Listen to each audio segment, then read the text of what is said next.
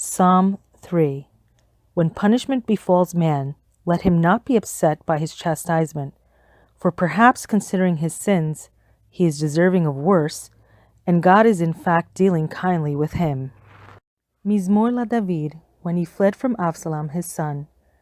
God, how many are my adversaries? Many are they that rise up against me. Many are they that say of my soul, there is no salvation for her in God's Selah. But you, God, are a shield around me, my glory, and he who lifts my head high. With my voice I call unto God, and he answers me from his holy mountain Selah. I lay down, and I slept, and I awoke, for God sustains me.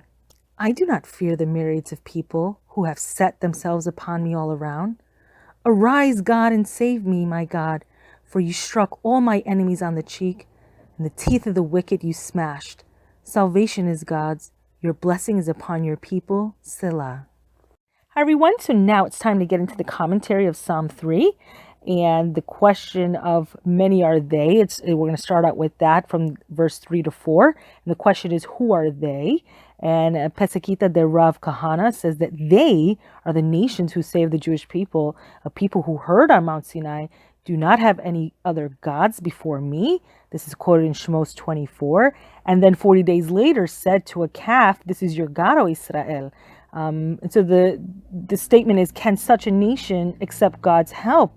There is no salvation for him in God, and that's in verse 3. So Israel replied, but you, God, are a shield around me, as stated in verse 4. It is only because of the merit of my fathers that you encompassed us with a shield and saved us. And because of my glory, when you caused your presence to dwell among Israel in the tabernacle.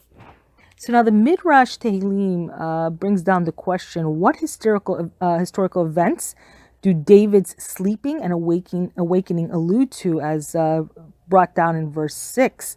And it says that I lay down, and it says prophecy departed from Israel, and I slept. Divine inspiration, which is Ruach HaKodesh, departed from Israel, and I awoke. Eliyahu the prophet announces the redemption, for God sustains me through Mashiach. So then lastly, the question we're going to bring up is, how is salvation God's? And that's cited in the last verse there in 9. And Rashi says the power of salvation is in God's hands.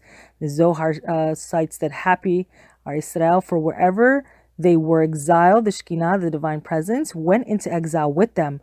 But when Israel will come out of exile, whose salvation will it be? Israel's or God's? So here we read the salvation is God's, and that's brought down from Zohar 3:90b.